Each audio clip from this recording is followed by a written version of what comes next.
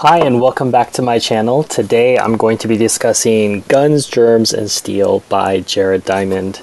Now, this book's fairly old actually by our standards. This is 2021 when I'm recording it. It was copyrighted originally in 1997. It's a book that's garnered a reputation over a number of years, and it's one that has more relevance for those who have been reading books like Sapiens or have heard the buzz about books like Sapiens. Books like Sapiens had the way paid for them by books like Guns, Germs, and Steel. And the idea behind the book, if you're not familiar with it, is to try to take a scientific look at history instead of looking at great man theory or cultural or racial differences or religious differences. The idea is there's a scientific explanation for why history has turned out this way. And in a certain sense, that's very admirable from Professor Diamond's part because it's bringing another perspective, another way of looking at history, and that's great because anytime you can look at things more objectively, I think that's helpful in any study, in any genre, not just history. But I'm jumping a bit ahead of myself. Given that the book's about a little over 400 pages, I can't cover everything, and even for his part, he's quite ambitious in trying to cover all the continents and many different civilizations, and he doesn't try to do all of it. He just tries to give you a bit of a tasting menu. But given the scope of the book, and given that this is just a YouTube video, I think that I can try to break this into the good, the bad, and the ugly. So I'll start with the good. In the back of the book, there's a section called Further Readings, and in the Further Reading section, you get a lot of different articles, books that shows you not only how much Professor Diamond studied in order to put this book together, but also all the rabbit holes that you'd like to go down based on any of the different chapters that you ran into, and I think that that's really commendable. Secondly, I found it fascinating that despite how different our lives are in different parts of the globe, there is a standardized group of grains and, say, plants and vegetables, as well as meats, that pretty much cover all of the human population at the moment. So on things that grow in the ground, you've got wheat, corn, rice, barley, sorghum, soybean, potato, manioc, which, if you don't know what manioc is, if you know cassava or yucca, that's what manioc is. Sweet potato, sugar cane, sugar beet, and the banana. I think I've got them all. Those domesticated varieties dominate the consumption of the human population today. Same for the 5 domesticated animals, so which cow, sheep, goat, pig, horse. Now, some people do eat horse, especially I live here in France, and horse is on the menu, although less so than before. What Eurasia had that South America, well, the Americas, Africa, and Australia didn't have is a large proportion of those crops and of those animals. And as such, their populations were able to accelerate faster. This is part of Professor Diamond's contention. Additionally, and this is fascinating, and I had never known this before the book, the interaction between those domesticated animals and humans led to more diseases, more complicated diseases spreading faster, and while at first decimating those populations, think of something like the Black Death, those populations then became more immune.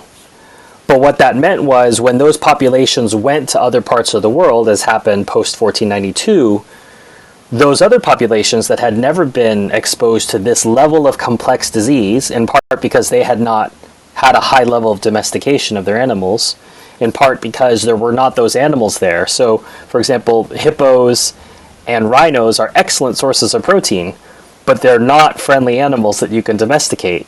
Strange enough, the zebra, which is anatomically similar to a horse, is much less friendly than a horse and cannot be tamed in the same way that a horse did. So even though, let's say, Africa had access to some animals, they weren't domesticatable.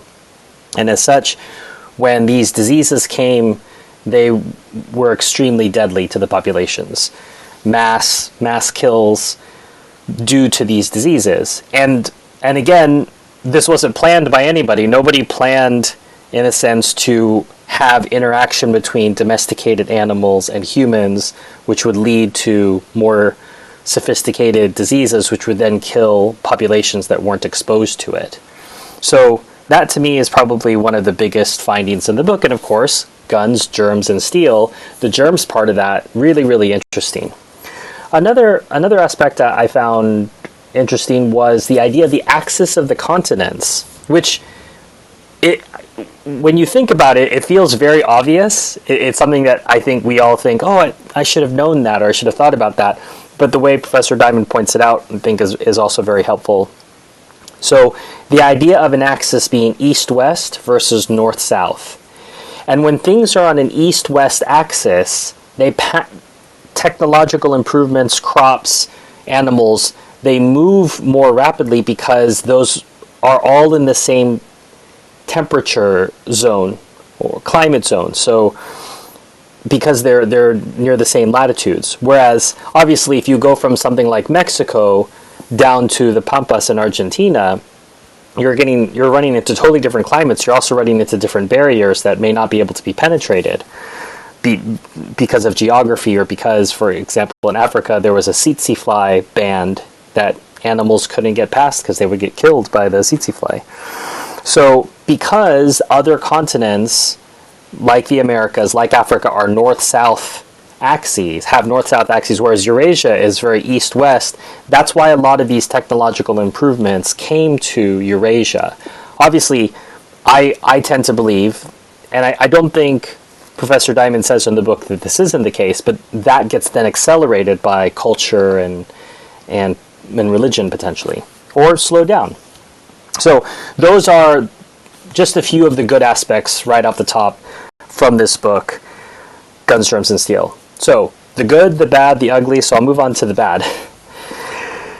He concludes the book with something that I feel he's been waiting to say the entire time, which is, in short, which of course we're on page 400, so there's nothing in short about this. In short, Europe's colonization of Africa had nothing to do with differences between European and African peoples themselves, as white racists assume. Rather, it was due to accidents of geography and biogeography, in particular to the continent's different areas, axes, and suites of wild plant and animal species. That is, the different historical trajectories of Africa and Europe stem ultimately from differences in real estate. And this is an example of a conclusion that's drawn from a different proposition. So I think quite convincingly Professor Diamond has made the case in this book that geography, biogeography, the continent's different areas, axes, and suites of wild plant and animal species played a major role. But the contention that not only was it the only role, but that no other factors could be counted has not been proven. And in fact, if he wanted to write a book showing that Europe's colonization of Africa had nothing to do with differences between European and African peoples themselves, he would have to write a book explaining how there are no differences between European and African peoples, which not only does he not assert, but he's never proven. And that those factors are so non-existent that they shouldn't even be considered in the discussion, that we should only look at the so-called accidents of geography. So for those who've been reading with a lot of pleasure in certain parts up to this point, you might just think, what is he? It's an example of, this is a conclusion that I wanted to come to, and so I took what I did prove and I said, well, this is what I proved and this is my conclusion. But what he proved doesn't have anything to do with his conclusion, in the sense that what he's proven is that, as I said already, geography and biogeography played major roles in how peoples on different continents developed. I think that's not even in question how well he's demonstrated that. But he has not at all talked about the differences between European and African peoples, and I think on its face, to assert that culture, religion has nothing to do with how Africa was colonized or how different parts of the world were developed, but it's all down to geography, I think is a big stretch. And unfortunately, I don't know why Professor Diamond chooses to end the book this way. He could have ended it any other way, but this is what happens when you have an agenda or a conclusion.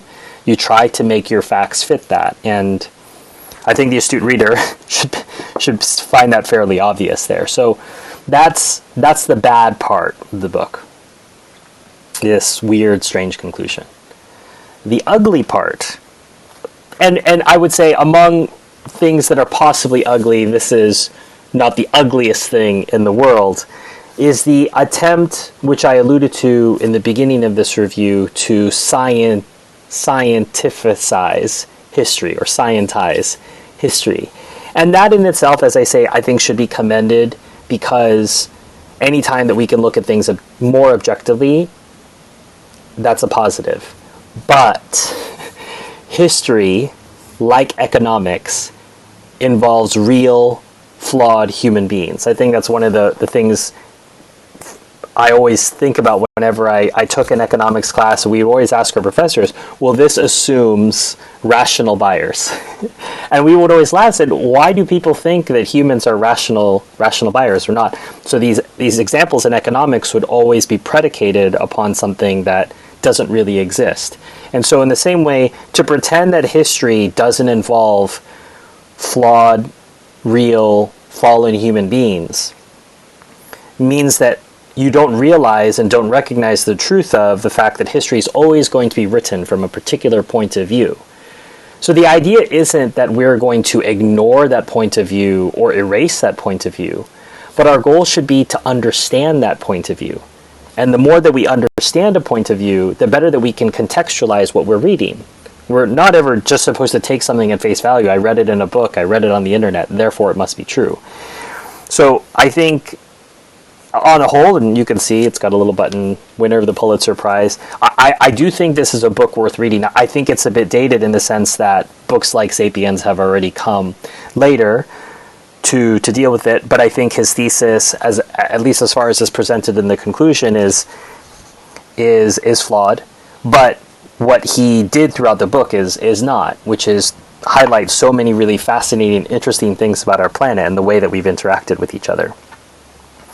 So for me, it's a recommend. Definitely pick it up if you're interested in I would say, an unconventional history book. For those of you who may not be interested in reading history, don't think about it as a history book. Think about it as a story of humanity. And if you'd like to see more of these book reviews, feel free to hit subscribe for the channel, hit like so that other people can find these videos, and I'll see you on the next review.